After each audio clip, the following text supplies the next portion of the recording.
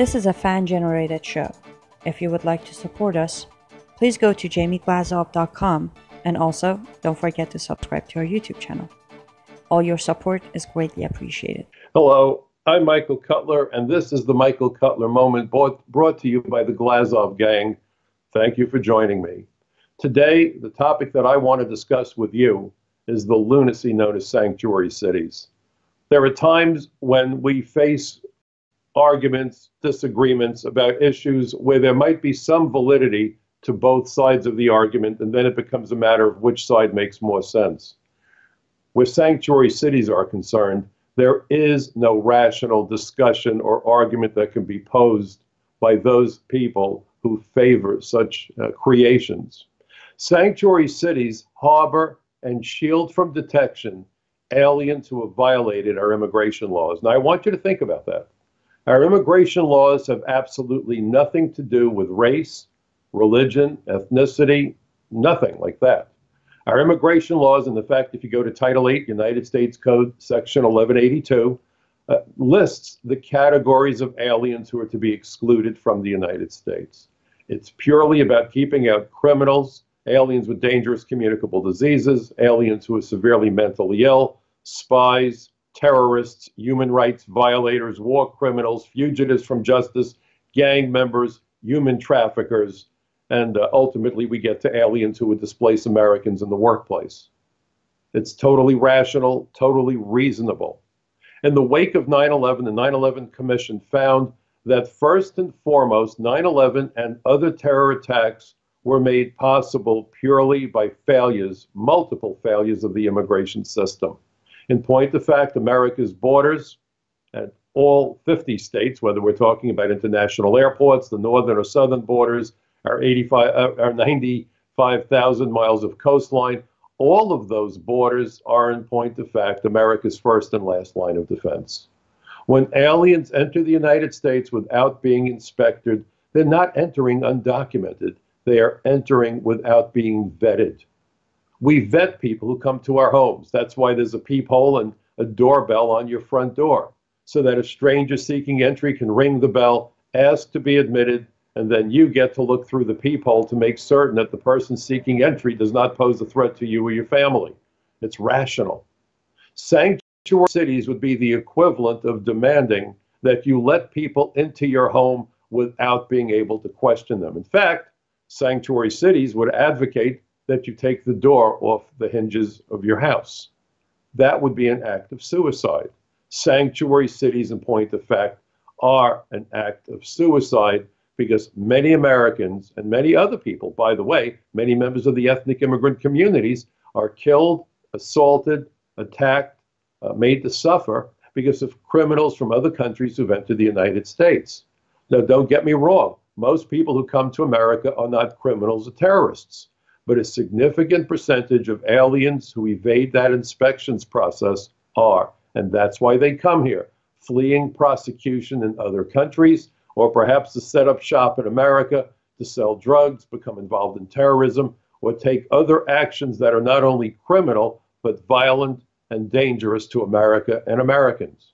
Additionally, some illegal aliens came legally. Some actually were granted green cards, but then lost them when they were convicted of committing rape, murder, armed robbery, arson, drug trafficking, gun running offenses.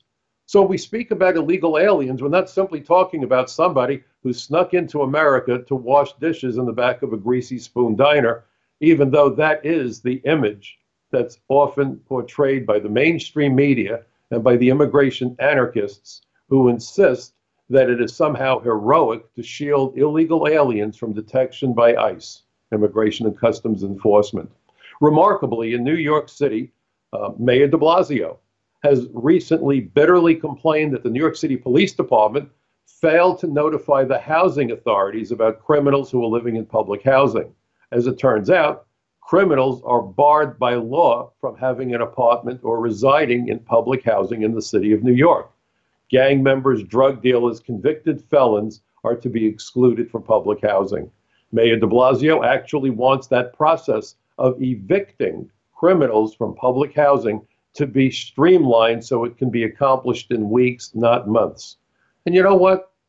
Believe it or not, I agree with Mayor de Blasio. But here's what I don't understand.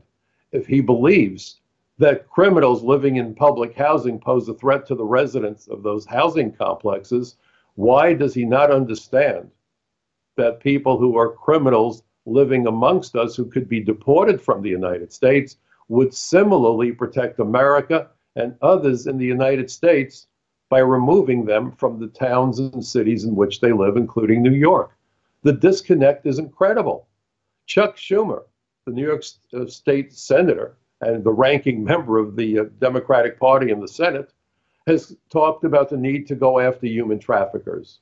Well, sanctuary cities don't only shield illegal aliens from detection by ICE, but makes it almost impossible for ICE to go after human traffickers. What you may not know, and as a former agent, I can tell you I've conducted these investigations and made successful prosecutions of the human trafficking variety. I was in all the squads within the investigations branch. But understand that if you want to put a case together against human traffickers, the first step in that process is to locate and arrest illegal aliens who are smuggled into the United States. Once arrested, those aliens can be provided with an opportunity to provide actionable intelligence so that a criminal case can be perfected against the human traffickers who brought them here. And those aliens, by the way, can be allowed to remain in the United States when they cooperate with law enforcement. Aliens who are illegally present, who fall victim to criminals, can remain in the United States if they work with law enforcement authorities to help them catch the people who attack them. When we hear this nonsense about how sanctuary cities shield illegal aliens from detection so that they'd be willing to come forward, well, that's one of the biggest lies I've heard in a long time. One of my key responsibilities when I was a part of the Drug Task Force, and I served in that position for 10 years, and for 4 years prior to that, I was assigned to the Unified Intelligence Division of the Drug Enforcement in New York City. One of my key responsibilities was to use my authority as an immigration agent to cultivate and recruit cooperating witnesses and informants. And these were illegal aliens.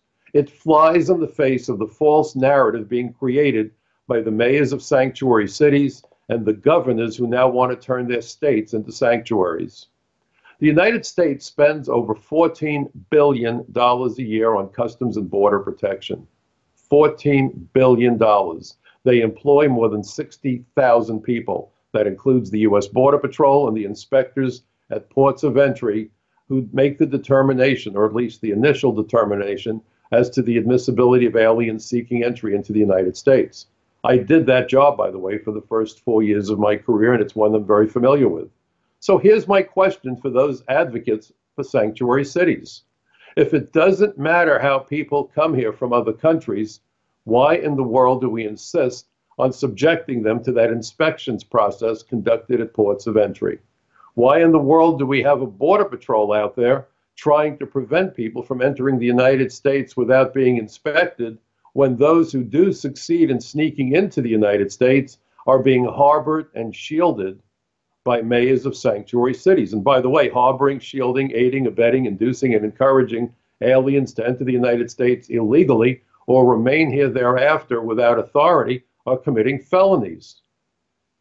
Understand that these are serious criminal laws, and understand that it makes America and Americans vulnerable to transnational criminals and international terrorists. As I said at the beginning, it's hard to understand what rational excuse anybody could devise when you look at the reality of it all, that it makes sense to have people come to America illegally or become subject to removal by committing serious felonies and then offer them safe harbor, if you will, within the towns and cities that have declared themselves sanctuaries.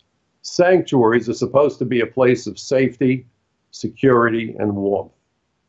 There's nothing safe or secure about cities that have made it their policy to attract fugitives from justice and aliens who potentially pose a threat to national security and the lives of Americans.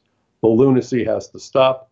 I am hopeful that the Trump administration and that Attorney General Jeff Sessions will devise strategies to end this suicidal practice, and we, the people, have a responsibility. The politicians who claim to represent us need to hear from us.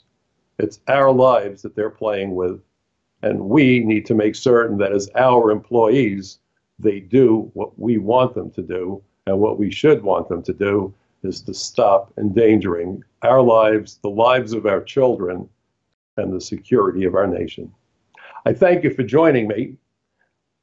Please support the Glazov Gang and at jamieglazov.com, and please be sure to subscribe to its website on the YouTube channel.